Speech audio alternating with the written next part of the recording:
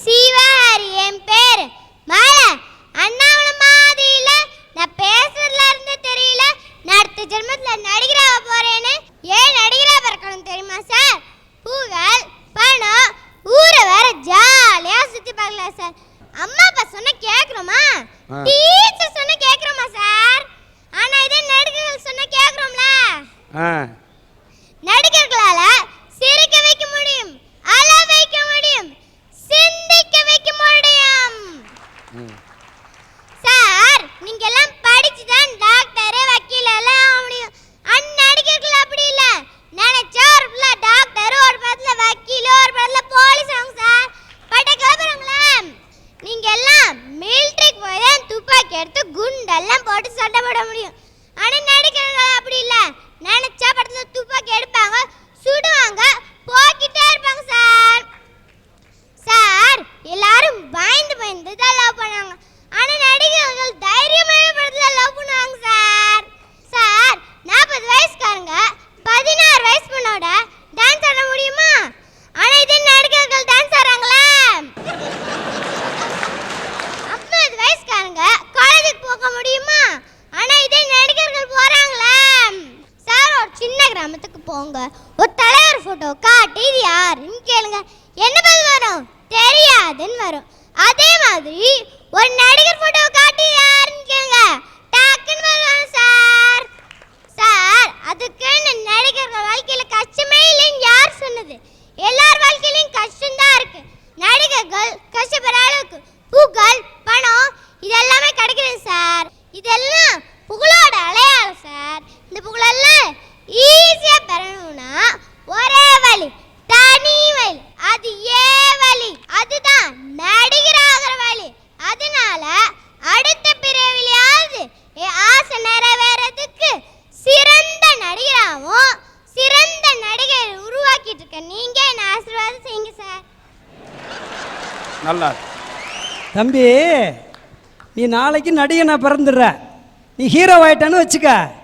யாரை ஹீரோவை நான் தேர்ந்தெடுப்ப? இன்னைக்கு ஸ்ரேயா. ஸ்ரேயாவா? நேத்து கேட்டேன் நமிதாண்ணா. நேத்து நமிதான்டா, இன்னைக்கு ஸ்ரேயாங்கிற சார். எங்க படத்துல 2 ஹீரோயின் சார். அட்லி சக்க, நீ மகா நடிகன் ஆயிருவடா. அடுத்த பிரிவில் நடிகன் ஆகணுன்ற, ஏன் இந்த பிரிவில் நடிகன் ஆக விரும்பலையா? சார் எங்க அம்மா இந்த பிறவில பைலட் ஆகணும்னு ஆசைப்பட்டுட்டாங்க. அதனால எங்க அம்மா ஆசைய இந்த பிறவில நிறைவேற்றிட்டு அடுத்த பிறவில நான் நடிகராகிறேன் சார். உன்னுடைய ஆசை இருந்தா கூட அந்த ஆசைகளை ஒதுக்கி வைத்து விட்டு பெற்ற தாய் என்னுடைய அம்மாவுடைய ஆசையை தான் நிறைவேற்றி வைப்பேன் நினைக்கக்கூடிய அந்த உணர்வை நான் மதிக்கிறேன். வாழ்க ஐயா. இவங்கெல்லாம் இருக்கிறத விட்டுட்டு பறக்கிறத பிடிக்க ஆசைப்படுறாங்க. நான் விவேகானந்தரா பறக்கிறேன், அரசியல்வாதியா பறக்கிறேன் சொல்றாங்க. அதெல்லாம் அடுத்த பிறவில தானே. இந்த பிறவில என்னத்தை சாதிச்சாங்க? நம்மளா இருந்து சந்தோஷப்பட்டு வாழணும். அதுக்கு நான் ஒரு கவிதை சொல்றேன் சார். நேற்று என்பது உடைந்த பானை, நாளை என்பது மதிமேல் பூனை, இன்று என்பது கையில் உள்ள வீணை. அந்த வீணை மீட்க தெரியாதன பத்தி நம்ம எதுக்கு சார் கவலைப்படணும், கஷ்டப்படணும், வேதனைப்படணும்? என்ன பாருங்க, நான் எவ்வளோ அழகா இருக்கேன். நானே இவ்வளோ அழகுனா எங்க அம்மா, எங்க அப்பா, என் தம்பி, ஏங்க சார் நீங்க இங்க இருக்கிற எல்லாரும் எவ்வளோ அழகு சார். நான் இந்த அழகான பூந்தோட்டத்துல நந்தவனத்துல ஜாலியா என்ஜாய் பண்ணிட்டு இருக்கேன் சார்.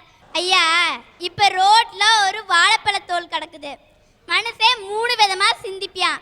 என்னன்னு பாத்தீங்கன்னா, எனக்கு என்னன்னு போறவன்னு இருக்கிறியா, யாரு வழுக்கி விழுந்துடக்கூடாதுன்னு சொல்லி அதை எடுத்து ஓரமா போடுறவனு இருக்கான்ல சார்.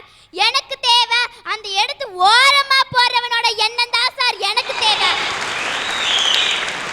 எல்லா விஷயத்திலும் எல்லாத்துக்கும் அடுத்தவங்களுக்கு உதவி செஞ்சு அவங்க படுற சந்தோஷத்துல நான் சந்தோஷப்பட்டு வாழ்ந்து இப்பிறவியே சாதிச்சு காமிப்பேன் சார், சாதிச்சு காமிப்பேன். சபாஷ். ஆதி மனிதன் கல்லை எடுத்து வேட்டையாடினான், அடுத்த மனிதன் காட்டை அழித்து நாட்டை காட்டினான். மற்றும் ஒருவன் மண்ணில் இறங்கி பொன்னை தேடினான். நேற்று மனிதன் வானில் தனது தேரை ஓட்டினான். இன்று மனிதன் வெண்ணிலாவில் இடத்தை தேடினான். வரும் நாளை மனிதன் 7 உலகையாள போகிறான். வரும் நாளை மனிதன் 7 உலகையாள போகிறான். 7 உலகத்தில் சார், 70 உலகத்தை கூட ஆளுவான் மனுஷன். என்னை மாதிரி கனமா டேலண்டா இருந்தா.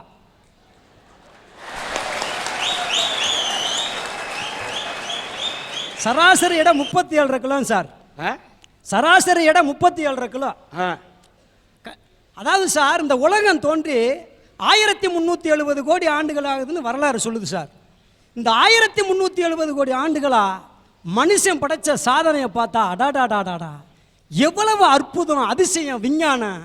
ஆனால் இதை எல்லாத்தையும் அனுபவிக்க முடியாமல் போச்சேங்கிற ஒரு வேதனை சார் தான் எனக்கு. ஆனாலும் அடுத்த பிறவி மனுஷ பிறவியே எடுத்து சும்மா கலகலன்னு எல்லாத்தையும் அனுபவிக்கணும்னு ஆசைப்பட்றேன் சார். சார், இப்போ எனக்கு வயசு 39. 39வது வயசில் தான் செல்ஃபோனை பார்க்குறேன். என் பையன் முளைச்சி 3 நாளாக விடல, ரெட்டனை காலை போட்டுக்கிட்டு, ஹலோ எனக்கு இந்த எதுக்கு பொண்டாட்டி என்ன சுற்றி வப்பாட்டி பாட்டு போடுங்க ரொம்ப பிடிக்குங்கிறான். இதே வயசில் எனக்கு செல்ஃபோனு கிடையாது. ஒருவேளை எனக்கு இருந்துருந்துச்சுன்னா நான், ஹலோ சில்க் சிமிதாவா, ஹவ் ஆர் யூ, எப்படி இருக்கீங்க, தாராளமாக தான் இருப்பீங்க, இருந்தாலும் நீங்கள் ஆந்திராவில் இருக்கீங்க, நான் திண்டுக்கல்ல இருப்பேன், நீ பேசியிருப்பேன். செல்ஃபோன் இல்லை அப்போ. இப்போ செல்ஃபோனாக இருக்குனியா, ஜொல்ஃபோனாக இருக்கக்கூடாதியா, அது செல்ஃபோனு. அப்போ செல்ஃபோன் இருந்துச்சு, சில்க் சிமிதாட்ட பேச முடியல சார். இப்போ செல்ஃபோன் இருக்குது, சில்க் சிமிதா இல்லை. கட்டின பொண்டாட்டி கட்டி இருக்கக்கூடிய சேலையில கூட சில்க்குனா கூட அந்த பட்டு சேலை கூட சில்க்கு தான்யா. அந்த சில்கை பார்க்க ஆரம்பிச்சுன்னா கண்ட சில்க்கு ஏன் அலையணும்? கண்டிப்பா சார். கட்டின புடவை பட்டு புடவையா தான் இருக்குது, முகத்தை பார்த்தா சகிக்கலையே. ஒரு நிமிஷம், கண்ணங்கரேர்னு இருக்கிற ஒன்ன கட்டிக்கிறதுக்கே ஒரு பொண்டாட்டி வரக்குள்ள நாம மட்டும் கருப்பா இருக்கணும், ஆனா வர பொண்டாட்டி மட்டும் சிவப்பா இருக்கணும். நம்ம மூஞ்சி மட்டும் எப்படி வேணாலும் இருக்கலாம், கல்லானாலும் கணவனே புல்லானாலும் கணவன் பொண்டாட்டி பொண்டாட்டி வாழணும்.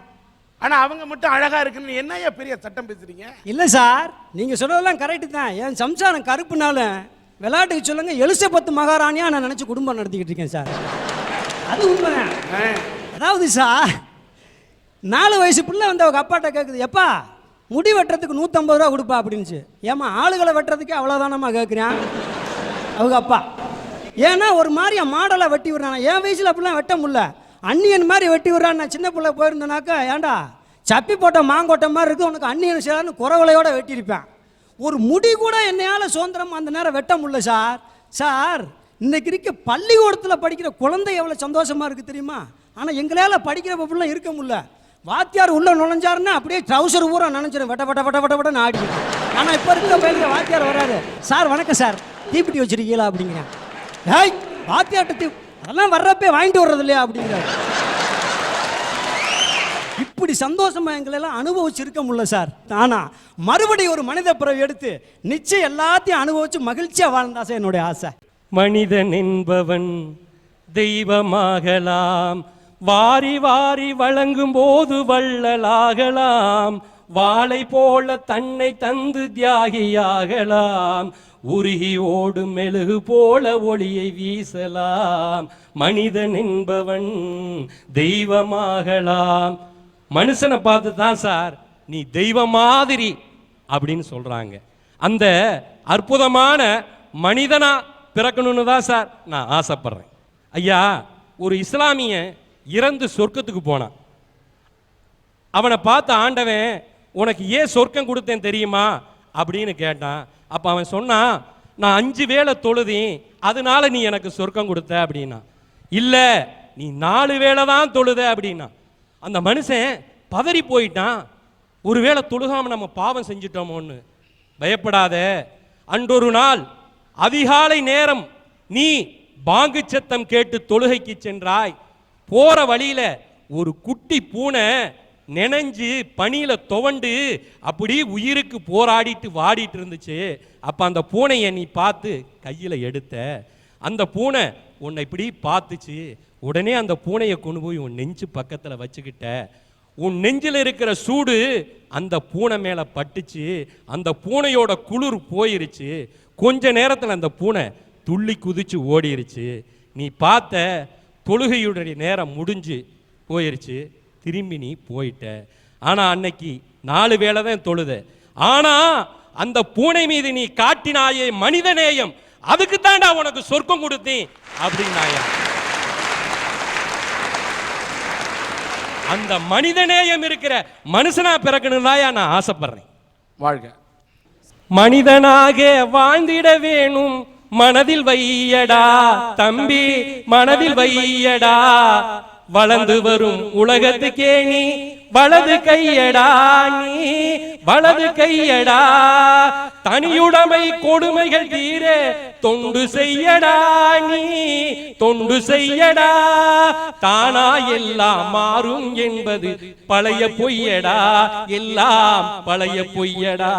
ஐயா, பிரச்சனை இல்லாத வாழ்க்கைய நான் வாழணும்னு ஆசைப்படலையா. துன்பத்துக்கு இடையில இன்பத்தை காண்ற மனுஷனா வாழத்தாயா ஆசைப்படுறேன். உடுத்த உடை இல்லாம பாதி உடையை உடுத்தி துவைத்துட்டு இருந்த அந்த அரை நிர்வாண பெண்ணை பார்த்து தானும் அரை நிர்வாணமானானே காந்தி, அவர் மனிதர் ஐயா. அந்த மனிதநேயம் உள்ள மனுஷனா பிறக்கணும் தாயா நான் ஆசைப்படுறேன். சீனத்துருவி அவர்கள் ஒரு மாணவர்களிடத்துல பாடம் நடத்திட்டு இருந்தாங்க ஐயா. அப்ப அந்த மாணவனை பார்த்து சொன்னாரு, நீங்கள் எல்லாம் ஒழுக்கமுள்ளவர்களாக நல்லவர்களாக இருந்தீர்கள் என்றால் அடுத்த ஜென்மத்தில் இந்தியாவில் பிறப்பீர்கள் என்றார்.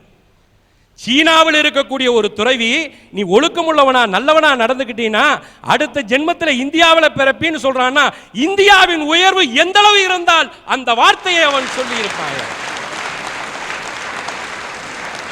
அந்த உயர்வான இந்தியாவில் தமிழ்நாட்டில் நல்ல மனிதனா பிறக்கணும்னு தாயா நான் ஆசைப்படுறேன். இந்த பாய் இருக்கிறானே பாய், 9 வயசு பையனா இருக்கையில 175 ரூபாய்க்கு விற்கப்பட்டவன் சார், விற்கப்பட்டவன்.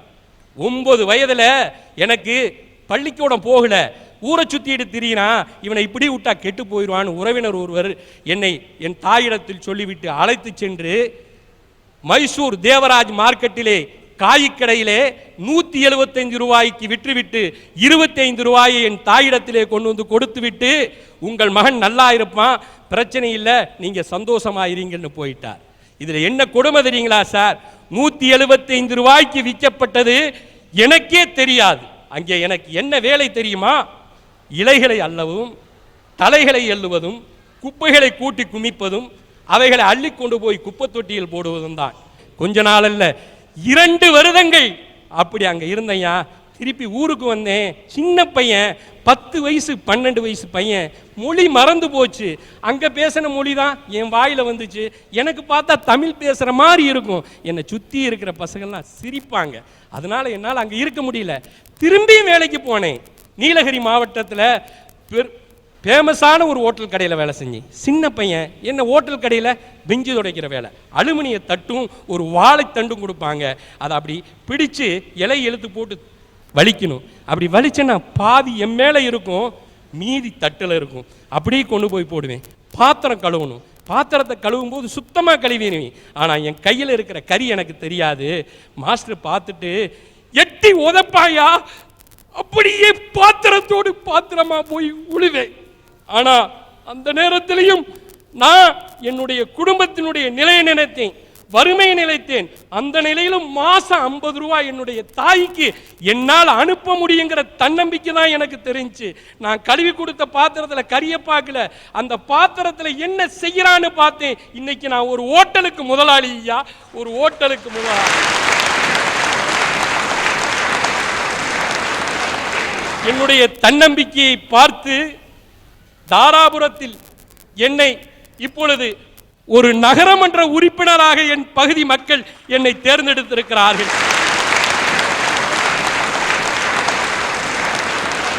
அந்த பகுதி மக்கள் என் மேல நம்பிக்கை வச்சு இன்னைக்கு என்ன அந்த தாராபுரத்தில் 5வது வார்டுங்கிற பகுதியில் என்ன ஒரு நகரமன்ற உறுப்பினராக ஆக்கியிருக்காங்க ஐயா. எத்தனையோ பேர் என்னென்னமோ சொன்னாங்க அப்படின்னு. ஆனா இருக்கிற இந்த நேரத்தில் ஒரு நல்ல மனுஷனா, மனிதநேய மிக்க மனுஷனா, ஒரு நல்ல அரசியல்வாதியா, நல்ல தொண்டனா இன்னைக்கு வாழ்ந்துட்டு இருக்கிறேன். ஊசி போட போவோம் சின்ன பையன்ல, வலிக்கும். அந்த ஊசி போடுறவங்கள்ட்ட வலிக்காம போடுங்களேன்னு சொல்ல முடியாதுங்க ஐயா. ஆனா இன்னைக்கு 10 பேத்துக்கு ஆபரேஷன் பண்றதுக்கு டாக்டர்கிட்ட சிபாரிசு பண்ற அளவுக்கு நான் வளர்ந்திருக்கிறேன்னா அன்னைக்கு கண்ட துன்பம் இன்று இன்பம் யா. வாழ்க்கை என்றால் 1000 இருக்கும், வாசல் தோறும் வேதனை இருக்கும். வந்த துன்பம் எதுவென்றாலும் வாடி நின்றால் ஓடுவதில்லை. எதையும் தாங்கும் இதயம் இருந்தால் இறுதி வரைக்கும் அமைதி இருக்கும். மயக்கமா தயக்கமா மனதிலே கலக்கமா வாழ்க்கையில் நடுக்கமா? நடுங்க மாட்டையா. உங்களுடைய ஆசீர்வாதத்தோடு மீண்டும் நல்ல மனிதனா இந்த உலகத்துல பிறந்து வாழ்ந்துதான் ஆசைப்படுறேன். வாழ்க. அல்லாஹ் உங்களுக்கு எல்லா அருளையும் கொடுக்க வேண்டும்.